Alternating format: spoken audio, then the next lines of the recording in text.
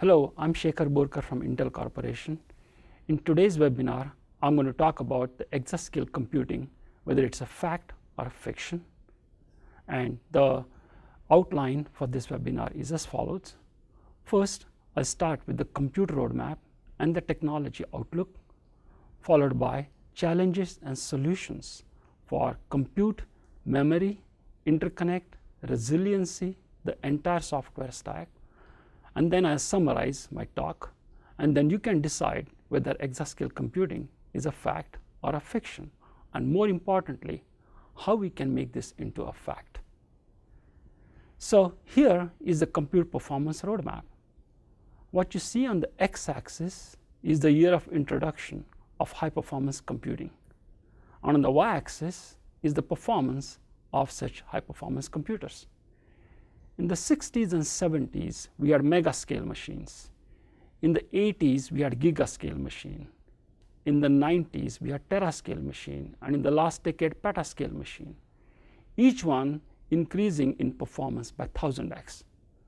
At this rate, we expect the performance to reach exascale by the end of the decade. And the question is, how do we get there?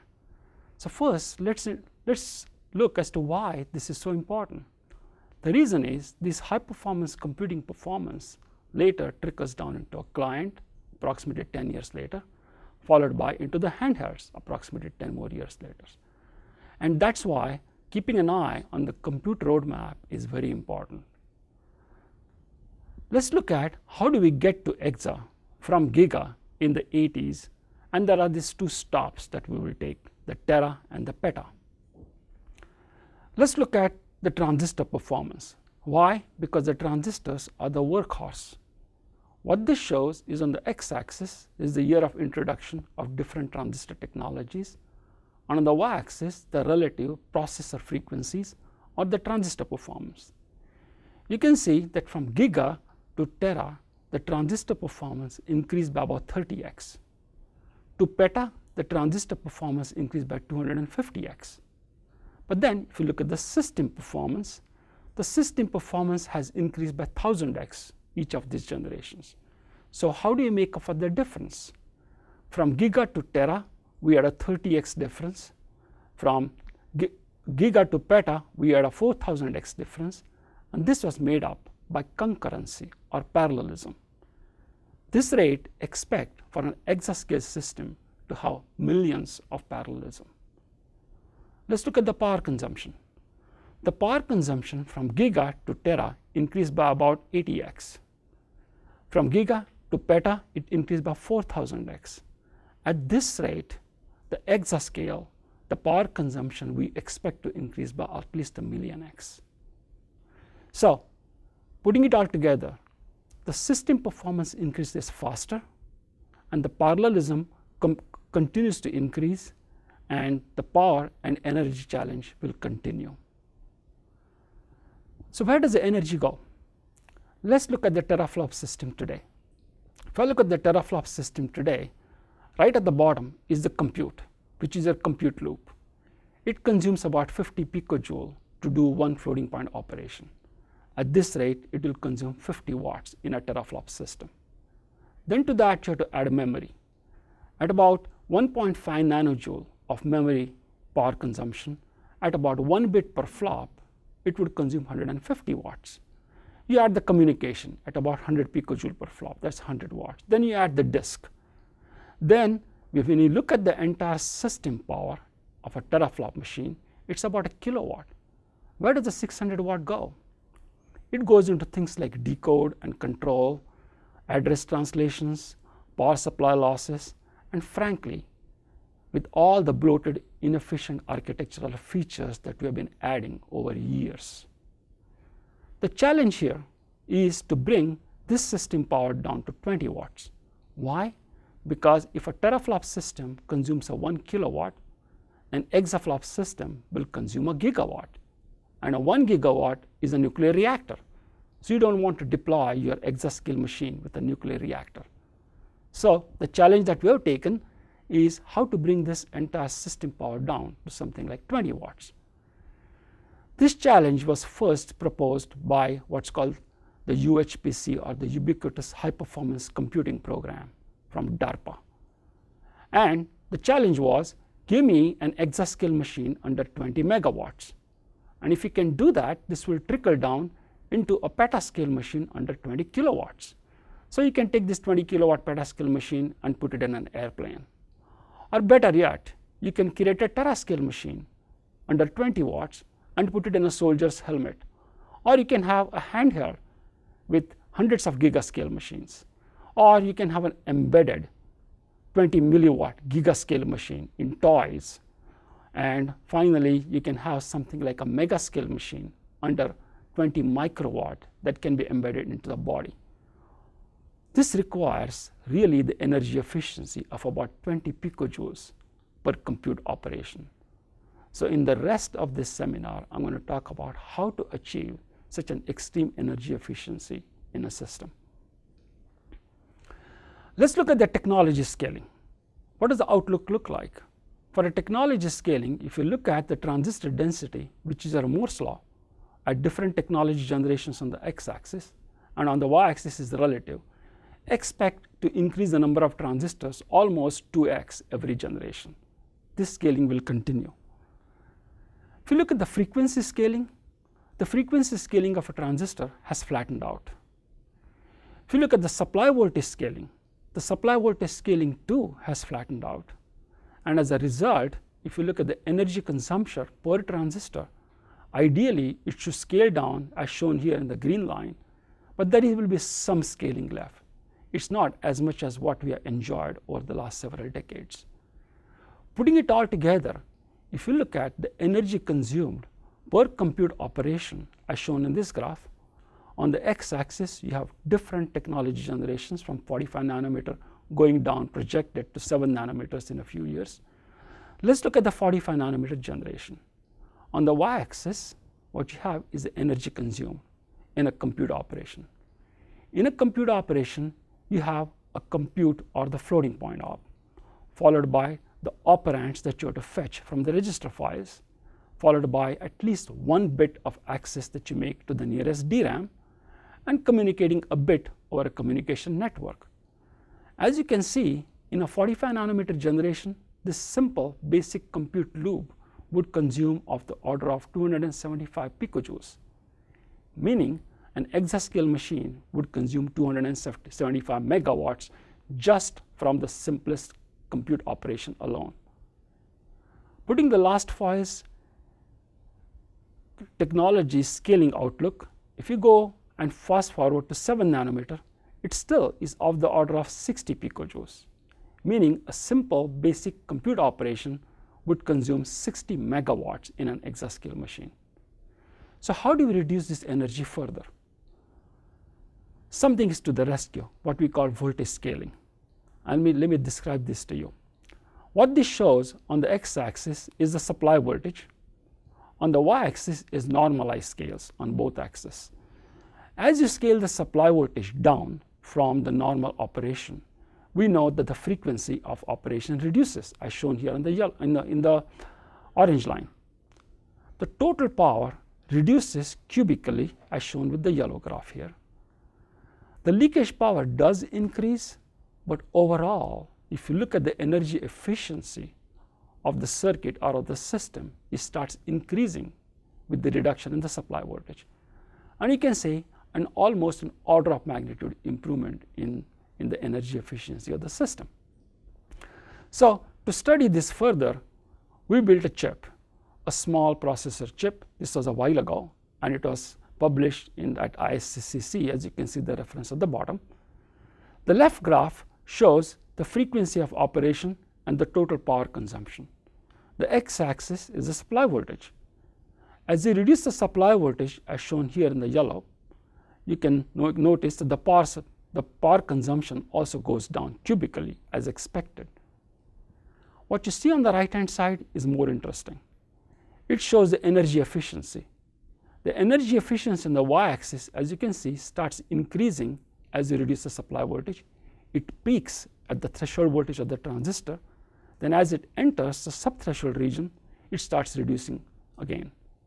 So this is a technique that we can use to reduce the energy of the system. What about the subthreshold leakage at the near threshold voltage, or the NTV? Well, to study this, here is some data. What you see on the x-axis is the different technology generations, and on the y-axis is the subthreshold or the source drain leakage power as a percentage of the total power consumption at different scaling of the supply voltage, which is 100%, 75%, 50%, and so on. What you see here is at the full supply voltage, the leakage power is about 20% of the total power consumption. As you scale further to something like 75%, it increases. As you go to 50%, it becomes almost 30%, and at 40%, 50% of your total power is leakage power. What this means is you have increasing leakage power as you scale the supply voltage to improve your energy efficiency, but also with increasing variations.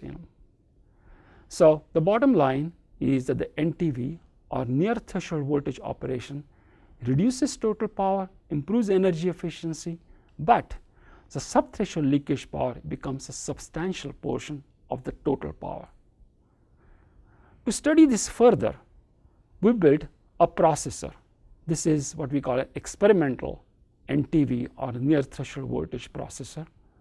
What you see on the left hand side is the processor design on a 32 nanometer high K metal gate process. The architecture was the old Pentium circa 1992. It's got a 1 poly 9 metal process, 6 million transistors in this Pentium, and the core area is very small, of the order of 2 millimeters square. You can see the package. You can see the custom interposer that we had to build in order to put this package into a legacy socket 7 motherboard, as shown at the bottom.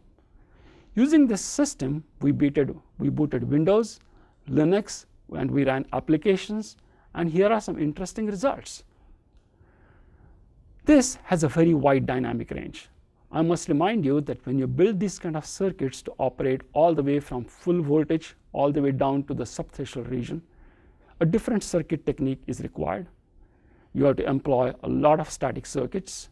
They have to be robust, and they have to have very wide dynamic range in the supply voltage operation. What you see here is this processor operates all the way from the full supply voltage down into the subthreshold region. And the energy efficiency, as predicted, increases when it reaches the near threshold voltage, and then it starts going down in the subthreshold region. The measurements show about 5x increase in the energy efficiency, and here are the results. The high performance region, which is the full supply voltage of about 1.2 volts, it runs almost at a gigahertz, consumes about 1 watt, and the energy efficiency is about 1200 MIPS per watt. In the most energy efficient region, which is the NTV, or the near threshold voltage region, at about half a volt, it runs at 60 megahertz and consumes merely 10 milliwatts at 5800 MIPS per watt.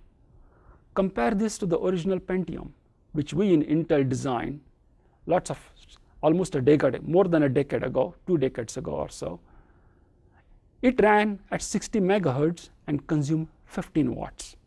Compare that to this 15 milliwatt. And finally, in the ultra low power mode, when you reduce the supply voltage to 280 millivolts, it consumes only 2 milliwatts. So the NTV, or the near threshold voltage, is a promising technique to improve your energy efficiency. Now here are some observations. If you look at the 3 different regions, the full VDD, the NTV, and the sub-VT region, on the y-axis is where does all the power or the energy go in the different regions of operations. In full VDD, you can see that this is the logic dynamic power. At full VDD, you have a very high, about 80% of the power goes into the logic, and it's the dynamic power. Then this is the leakage power in logic. Then this is the dynamic power in the memory, and this is the leakage power in the memory. Notice one thing, as you start transitioning from full VDD down to the subthreshold region, the leakage power, both in the logic as well as in the memory, start becoming the substantial portion of the total power. So the leakage power starts dominating, and as a result, fine-grained leakage power management will be required. So what do we do about it? One of the promising techniques is what we call integration of power delivery for efficiency and fine-grained power management. What this shows is a test chip again, which is a power delivery test chip sitting next to the load chip, which is a processor chip on a package. And you can see the picture here to the left, where both of them are packaged together. And here are the results. On the x-axis is the load current, and on the y-axis is the efficiency. Such an integrated power regulator can achieve very high or respectable energy efficiency of about 80 to 85%. So clearly, by bringing the power delivery closer to the load improves your energy efficiency, and it also allows very fine-grained power management. Further, you can do very fine-grained power management as shown in this experiment. This is an old 80-core teraflop chip that we built in 2006, and the reference is there at the bottom. This had 3 modes. The normal mode, where everything is active. You can put multiple cores, the 80 cores of this chip, into standby mode, where the logic is off and the memory is on, so you can store the state. As a result, the wake up is much faster. Or you can put it all into the sleep mode, where the logic and the memory is off, and 80% you get in the power savings, but the wake up is slow. Using this, you can see here is a core having the router, the floating point units, the data memory, and so on and so forth. You could have multiple dynamic regions inside the chip that you could control, either into a standby mode or into a full sleep mode. And by doing this dynamically, we observed that you could increase the energy efficiency by almost 60%. Enough about the logic and the compute. Now we know how to handle the logic and the compute. What about the memory? So I'm going to change the gears here and talk about the memories. What are the different memory and storage technologies? We know the SRAMs, the DRAMs, NANDs, the phase change memories, and the disks. And what you see here on the y-axis is the energy it takes to access a bit. SRAM is the least expensive in terms of energy, followed by the DRAM, the NAND, and so on. At the same time, the capacity of these different memories are also different. DRAMs and the NANDs tend to have very high capacity, and the cost is also different. So how do we compare these memories? So what we did is we started comparing these memory technologies, the old ones as well as the new emerging ones. First, we compare for the memory technology. You can see that the SRAM, DRAM, and the flash, or the PCM, are the most mature technologies. Then you look at them for the size. Then you look at them for the density. And you can notice that the DRAM, the flash, and the PCM have the highest density. You look at the cycle time, which is the performance of the system. Again, you can notice that the SRAM, the DRAM, and the flash have a very respectable performance. If you look at the read-write energy, SRAM is the lowest. And finally, if you look at the endurance and the reliability, SRAM and DRAM are the most reliable. Putting it all together, over the next several years, for an exascale level system, we believe that the DRAM for the first level capacity memory, followed by NAND and phase change memory as the next level storage memory. These are the only technologies in sight for an exascale system. So what do we do about them? Let's look at the DRAM. I want exponentially increasing bandwidth in terms of gigabyte per second because it translates into system performance. And I also want exponentially decreasing energy in terms of picojoule per bit because that reduces my energy consumption of the system. If I look at the traditional DRAMs are circa early 80s. It's got the RAS, which is row address strobe, the column address strobe. And the RAS or the row address strobe comes in, it activates multiple pages onto the DRAM. It reads into a row buffer. And then the column address strobe comes in, and then you read a few bits from the row buffer. As a result, it activates many pages. There are lots of reads and writes and refreshes, and only a small amount of data gets really used. But the advantage of such a system was that it required small number of pins. Pins were expensive in the 80s. Well, the things have changed. The energy is expensive now. So we really need to go and start thinking about a new DRAM architecture where it activates few pages, it reads and writes whatever that is needed, reduces the waste, all the read data is used, except that it requires a large number of IOs. But you know what? We have a technology called the 3D integration that gives you large number of IOs. So the 3D integration of DRAM and logic starts making sense. Here is how you do it. You have a package, and on that you put a logic buffer. Why a logic buffer? Because a logic technology is optimized for high-speed signaling. It's got energy efficient logic circuits, and it also can implement intelligence. And on that you have 3D integrated DRAM stack. This DRAM technology is optimized for density and lower cost, and they are all connected together using 3D through silicon vias. So what you get with this technology is best of both the worlds. And this is exactly what Micron demonstrated using what they call 1 terabit per second hybrid memory cube DRAM prototype. What you see here on this page on the left hand side is a 3D integrated memory, hybrid memory cube. It's a 1 gigabit DRAM array, 412 megabyte of total DRAM cube. And you can see on the right hand side is the system. The results are very impressive. You look at the bandwidth and the energy efficiency. The bandwidth compared to DDR3 today, which is only about 11 gigabyte per second, and 120, it can give you 128 gigabyte per second using hybrid memory cube. The energy consumption of a DDR3 is anywhere between 50 to 75 picojoule per bit. With this new technology, it reduces to 8 picojoule per bit. As a result, using 3D integration of logic and memory, you can have 1 order of magnitude higher bandwidth and 1 order of magnitude lower energy. Let's switch gears now and talk about communication. We talked about computation, we talked about the memory and the storage. The next thing is the communication. So here is a graph. On the x-axis is the interconnect distance for communication. On the y-axis is the energy in terms of picojoule per bit.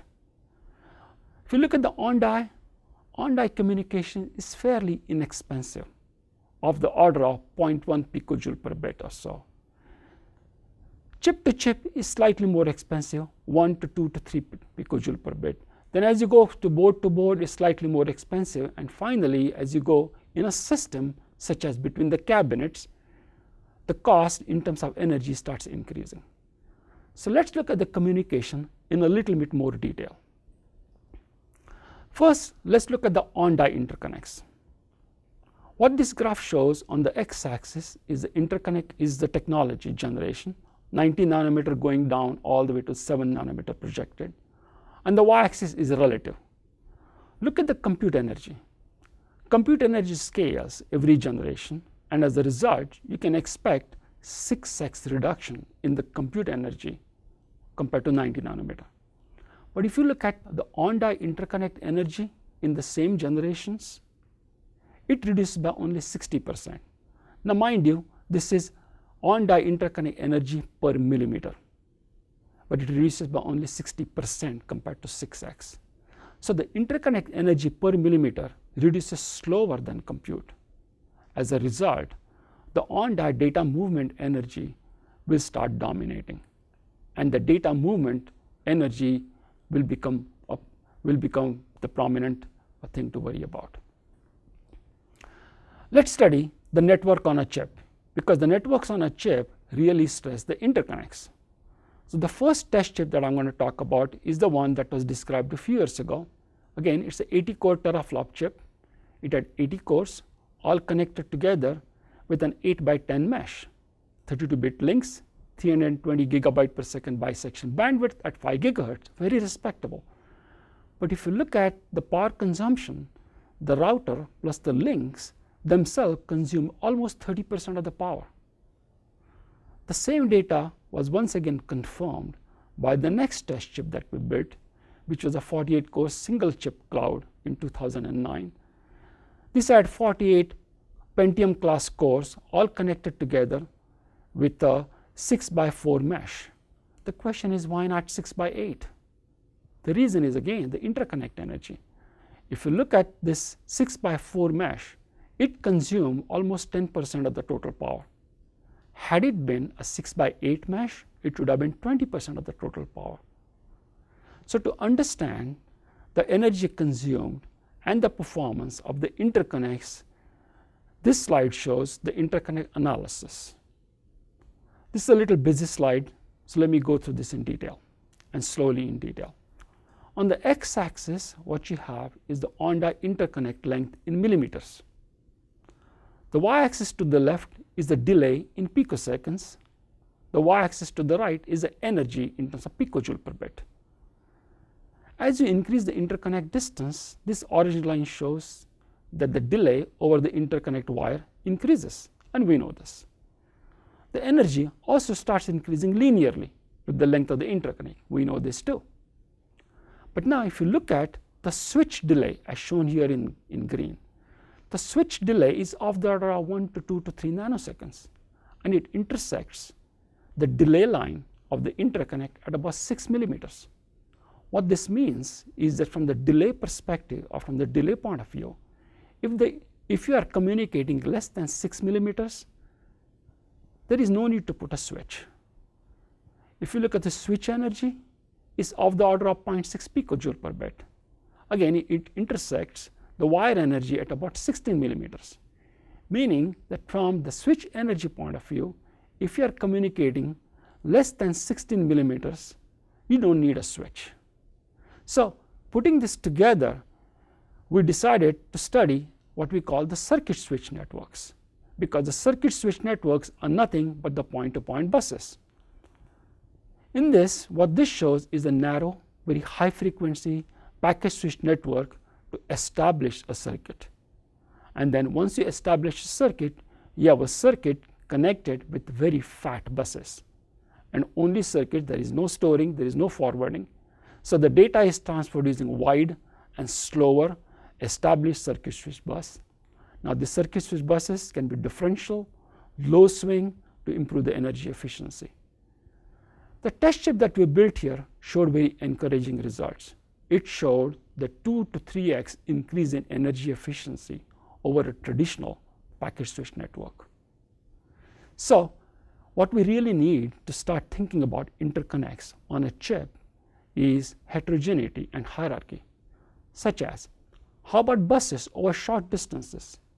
If they're less than 6 millimeters, why not use a bus?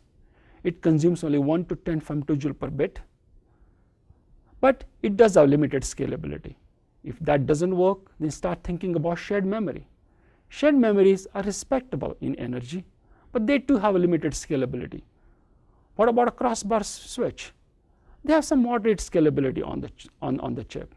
If none of these things work, then start thinking about packet switch network. And then finally, then you have to go onto the board level, at the cabinet level, and the entire system level. So what we really need is one size doesn't fit all.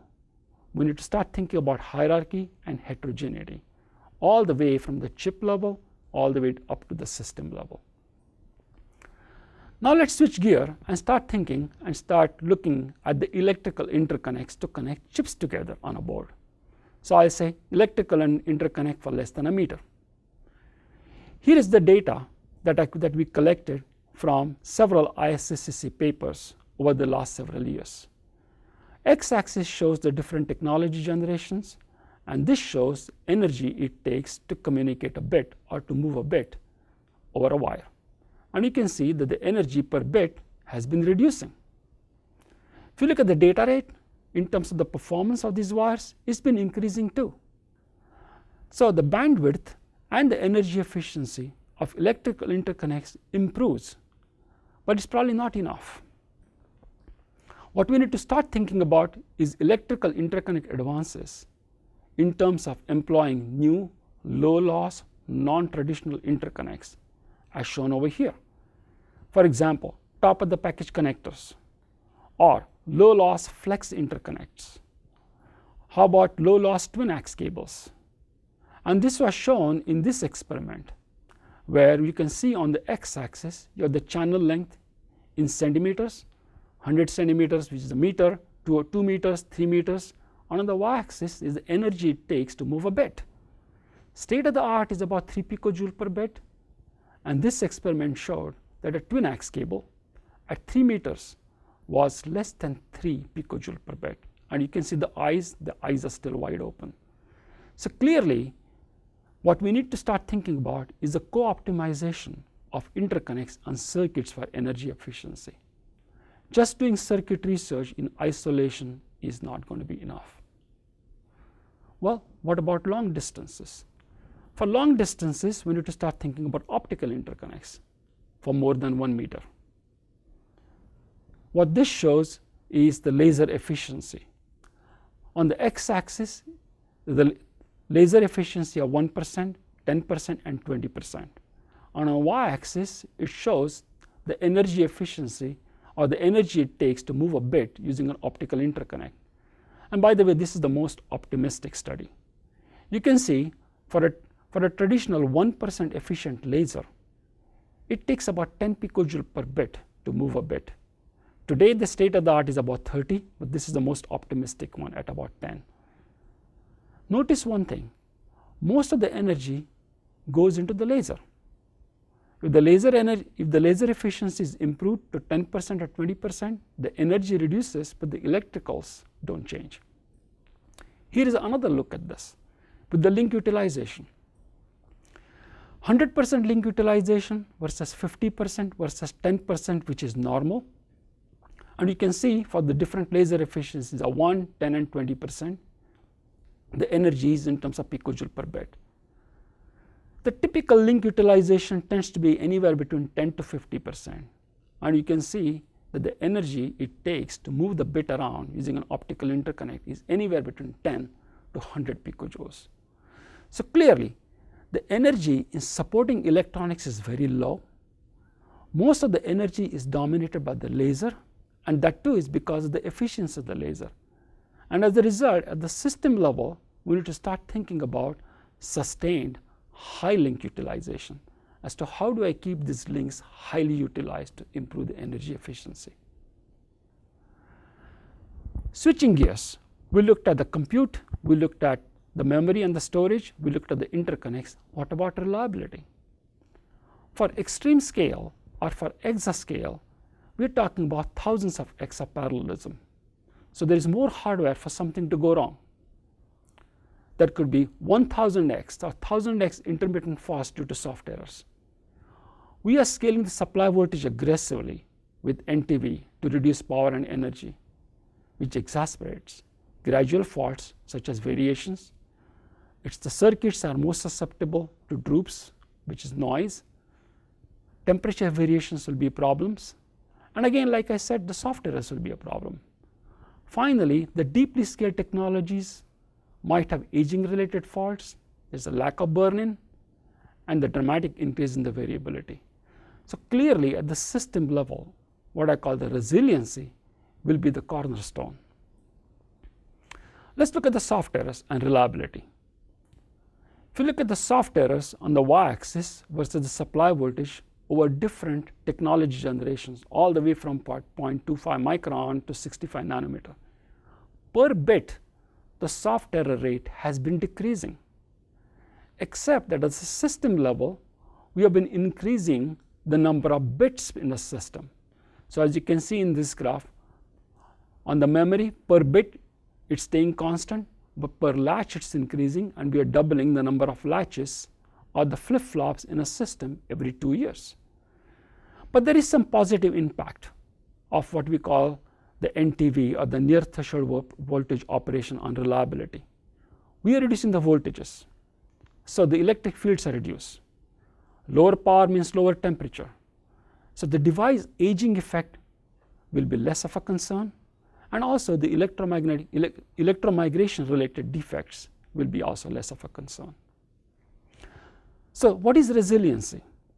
At the system level, we need to start thinking about the permanent faults, such as stuck-at faults at zeros or ones, gradual faults such as the variability because of spatial variability as well as variability because of temperature, intermittent faults such as soft errors, voltage droops, and finally the aging faults such as the degradation.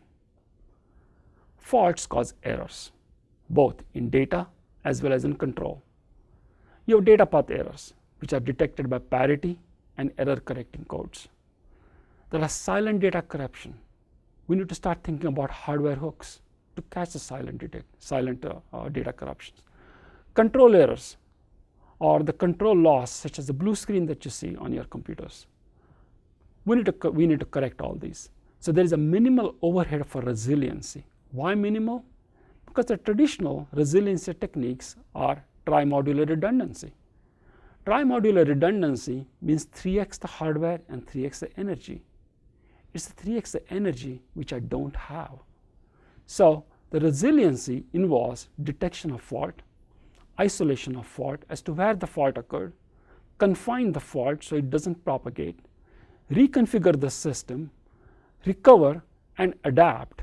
And to do this, we really need the entire stack, the entire system stack, all the way from the applications at the top down to the circuits and design to participate, as opposed to in the past where predominantly it was done in the hardware. So the resiliency will be a cornerstone. I'm going to start paying attention to it. So putting it all together, for an Exascale system to be real and not just a fiction, we need a paradigm shift in the architecture. If you look at the past and the present priorities, the past and the present priorities have been single thread performance provided by frequency. And then there are programming productivity has been paramount. So the legacy and compatibility being important, we had architectural features that we have added in for productivity. And by the way, we did put some constraints such as don't increase the cost too much or try to stay within a reasonable power and energy envelope. We need to change this.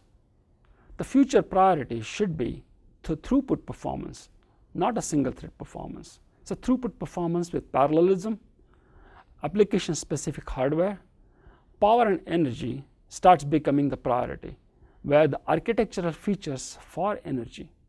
And by the way, that might mean simplicity. And then there are constraints. That means the programming productivity should be a constraint. Don't make the programmer work too hard, but a little hard is okay. The cost is also a constraint. So we must revisit and evaluate each, even legacy architectural feature, and see whether it makes sense in the future. So this leads to what we call the hardware-software co-design. In the past, we built the hardware and we threw it over the wall for the software people to go and program. We can't do that anymore. We need to start thinking about the applications and the software stack to provide the guidance for efficient system design. And at the same time, we need to start thinking about the limitations, the issues, and also the opportunities that the technologies, the circuits, and the architecture can provide all the way to the top of the stack. And as a result, together, you can do the design of the system. So this brings to my last foil, which is what are the software challenges here? Putting it all together, the software is going to have challenge, which is the extreme parallelism, 1000x due to the exascale system from peta to exa, and there's an additional 4x because of the NTV. By operating near the threshold voltage of the transistor, I'm going to increase the parallelism by another 4x. Data locality, as I talked about. Computation is cheap. Moving the data is energy expensive. So how do you reduce the data movement? That's going to be an important challenge. Intelligent scheduling. Today's scheduling in the software is fairly dumb. Start thinking about intelligent scheduling, where instead of moving data to the thread, move thread to the data if it is necessary. Fine-grained resource management. Today's resource management is very rudimentary. We need to start thinking about very fine-grained resource management that I showed earlier, which is only one instance of power and energy management. How do we do resource management that's objective function based? So the user can give an objective or an objective function, and the system does the management using software and the hardware together. And finally, the applications and algorithms, they need to incorporate all these paradigm changes. To make this happen, we really need a new programming model from the top to the bottom and a new execution model. What's an execution model? It's a harmonized system software, but the hardware and the hardware together to manage the system. So to summarize, to put it all together, power and energy challenge will continue. We need to opportunistically employ near threshold voltage operation to improve energy efficiency. For memory, 3D integration is a good technology to reduce the energy as well as to improve the performance. Communication energy will far exceed the computation, and as a result, the entire system stack needs rethinking. Data locality will be paramount. The system and the software especially needs to comprehend it. And we really need a revolutionary software stack to make exascale real. Until then, it will remain a fiction. And what I showed you right now in the last 40 minutes or so is the recipe how to make this real. I hope this was informative. Thank you very much.